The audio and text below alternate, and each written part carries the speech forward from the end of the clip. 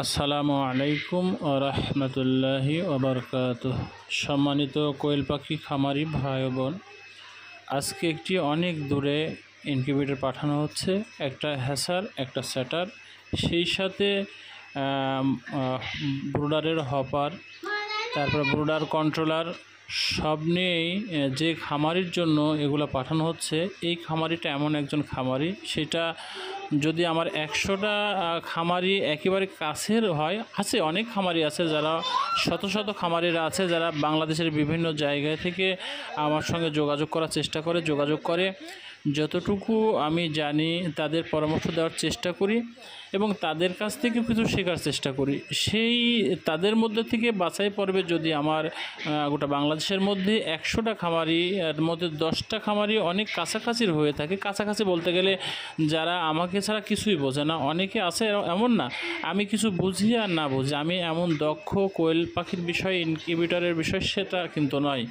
আমি আমার উস্তাদের কাছ থেকে বিভিন্নভাবে শেখার চেষ্টা করি, জানার চেষ্টা করি, তাদের কাছ থেকে এখনও শিক্ষা নিই। আমি কোয়েল পাখি কীভাবে পালন করতে হয় সেটাও জানি, ইনকিউবেটর কীভাবে তৈরি করতে হয় কীভাবে, এখনও আমি সেটা শেখার মধ্যে আছি। তার মধ্যে থেকেও বিশ্বস্ততার জায়গা থেকে অনেকেই সব কিছু আমার কাছ থেকে জানার চেষ্টা করে এবং আমার কাছ থেকে জেনে বুঝে তারপরে তারা খামার পরিচালনা করার চেষ্টা করে। তার মধ্য থেকে এই একজন খামারি যিনার কাছে আমার এই ইনকিউবেটরটা পাঠাচ্ছি এবং হ্যাচার এবং স্যাটার, একটা হ্যাচার 8000 এবং স্যাটার 8000, হ্যাচারটা 3 থেকে 3500-এর।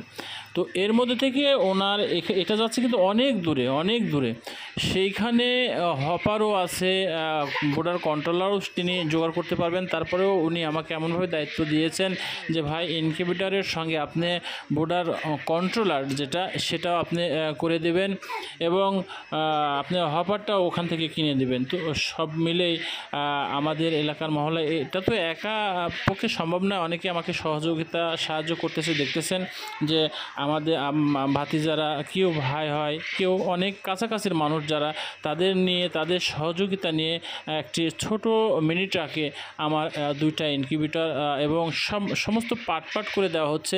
যেমন বড় ইনকিউবেটরের ভিতরে যে টার্নিংটা থাকে একসঙ্গে ওঠানো সম্ভব নয়, টার্নিংটা আলাদা করে দেওয়া হচ্ছে। এখন যেখানে আমার এই ইনকিউবেটরটা যাচ্ছে উনি এই সম্পর্কে কিছুই বোঝে না। এক কথায় আমি আপনাকে বলেছি যে তার পাখির সম্পর্কেও তেমন ধারণা, আস্তে আস্তে ধারণা হয়ে যাচ্ছে তার। তো আমার কাছ থেকে পরামর্শ নেয়, তাহলে ইনকিউবেটরের বিষয়টা সে কীভাবে বুঝবে?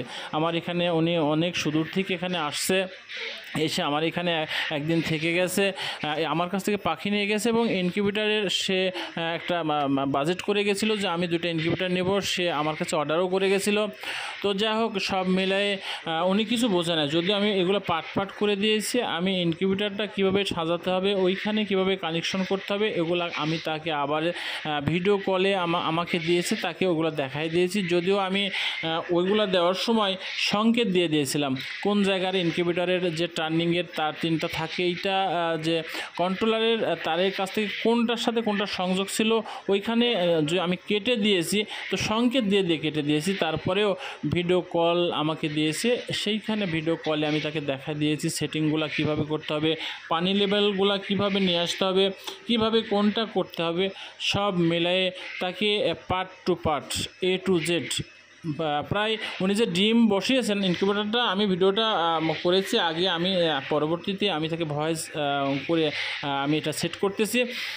তো তার কাছে ইনকিউবেটরটা ভালোভাবে পৌঁছেছে। উনি নেওয়ার পরে